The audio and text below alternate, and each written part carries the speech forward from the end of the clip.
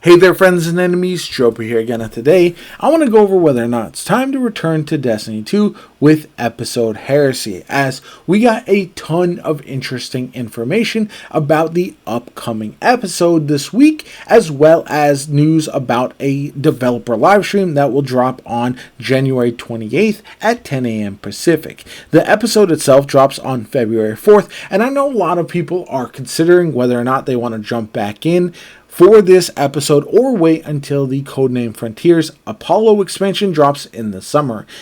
Me personally, I will jump back in to Destiny 2 whenever there is new content. I always enjoy myself with the game, but I found myself decreasing the amount of time that I spend with it as each episode goes along. I played a bunch of the Final Shape, but then with episode Revenant, I just wasn't as invested. I feel like the chase for new gear isn't there, and a lot of these changes that we know are on the way sound very interesting, but I just don't know if they're enough for me to stay engaged over the course of the long haul, especially without some major fundamental changes that I feel like won't come until the new expansion model drops later in this year. But anyway, as far as the new information that we got, that is pretty exciting. There are some massive PvP changes, especially with Trials of Osiris. And as somebody who does like PvP a lot, I do play quite a bit of Iron Banner over the course of time. That has lessened over this last episode, and that's been a massive point of frustration because Destiny PvP has always been old reliable for me, something I could jump back in and enjoy, even if it's for short amount of times. But at this point, I just feel like with all the new PvP games out there, all the competition, and with this game feeling very dated at this point as far as a PvP experience, I do think there is only so much that they can do. I am glad to see that they are rewarding those who are still playing Destiny 2 PvP by giving them good incentives with the trials changes. For example, even if you don't go flawless, you can still get some loot, which has long been a frustration for more casual players, but also going flawless and going flawless multiple times will be rewarded in a way that we haven't seen in a long time. And so I think those are quality changes. We also know Iron Banner is getting some adjustments and all of that, and I feel like they're steps in the right direction, but I don't know if it's too little too late to really save Destiny 2 PvP at this point, just because of everything that it's been through and all of the competition in the space. Now, other things that we know are coming with the new episode. Brand new dungeon, which sounds very interesting. I definitely will be checking that out as soon as possible. Hopefully we get some more information about that with the live stream, which I think could be interesting. Content delivery plans. They said that they are going to be dropping weekly content again instead of dropping everything all at the beginning of Acts 1, 2, and 3. And the reason for that is, like I had mentioned to people when they first announced this change, it's almost like having a bag of chips in front of you where you reach in and then all of a sudden you're just eating and eating and eating and the whole bag of chips is gone.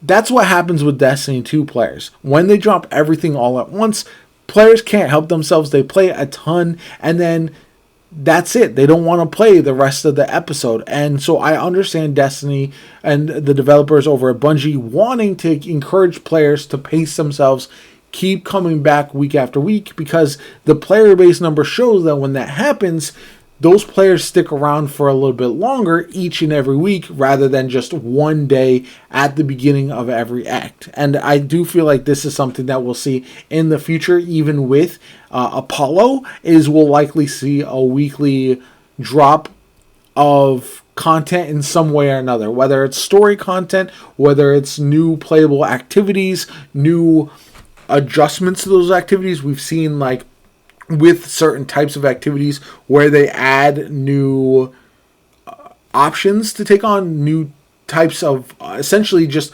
offshoots of that. So for example, you have a base horde mode, and then you can add additional maps to it. You can add additional rewards, all of that kind of good stuff. I feel like is something that they will be doing over the course of the future in order to keep players engaged week in and week out. But that doesn't take away from the fact that the chase is the struggle right now. They are making a lot of adjustments as they normally do with each episode, but this one seems even heftier than we've seen in a lot of times in the past, with exotic armor changes. We've got exotic weapon changes. We got base weapon changes. Just so much to look forward to. I won't go into detail about all of them, but it does sound like it's going to be a massive shift in the meta, which is always good. I always like experimenting with new weapons and armor, new builds. That could be very interesting. Unfortunately, because things are so overtuned at times, it does feel like most of the builds are really strong, regardless of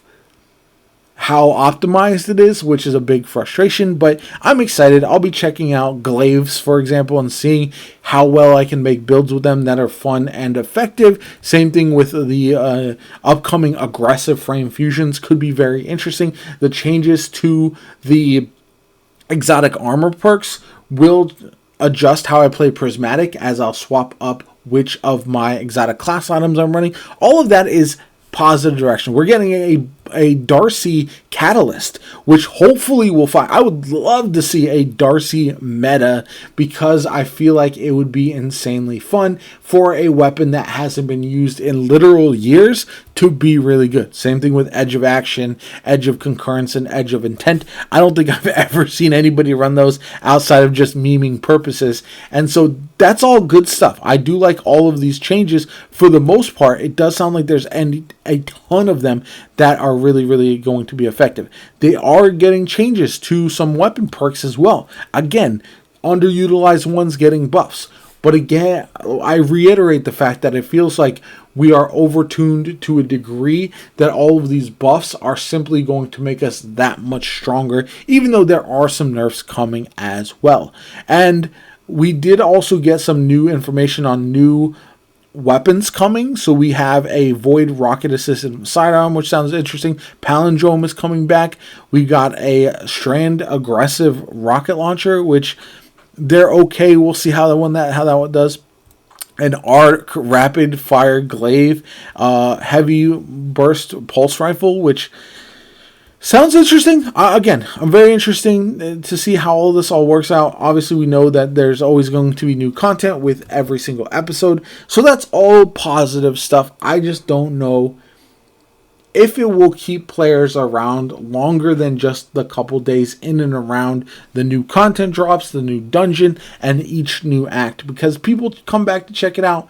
But I feel like we're at a waiting point, just kind of hoping that the Codename Frontiers can pull us out of this lull period in Destiny's history, which I honestly expected after the final shape, but has hit a bit harder than I was anticipating. So let me know what you guys think in the comments down below. I'll react to that live stream, at least the information that I think is most useful for everybody in the community. Let me know what you guys think in the comments down below. Like the video as always, comment, subscribe. My name is JoPa. Have a good one. I'll catch you all later.